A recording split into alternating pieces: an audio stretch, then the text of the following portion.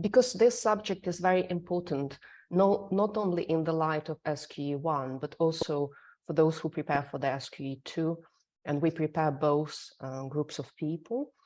In the light of SQE2, it's much more practical exam. This is an exam where you have to perform like you are a practicing solicitor. Let's make it as a starting point to talk a little bit about the parties involved in litigation, and then move very quickly and briefly to the case analysis and the key steps that solicitors should consider. So to view it from a little bit broader context.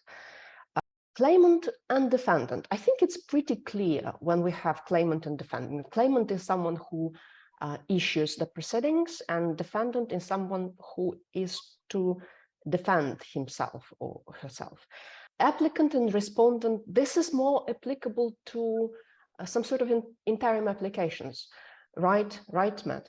So yes, yeah, no, completely. So yeah, be really careful when using the terms of claimant and defendant. It's for the trial itself, but before the trial, which can take ages before you get to date, there may be several interim applications that you'll make. I don't know, for example, to get relief from sanctions, to obtain an interim injunction, to various different freezing order ex parte before the proceeding, for example. Exactly. And in that case, the defendant can be the applicant, or the claimant can be the applicant, depending on the interim application that you're making before the trial.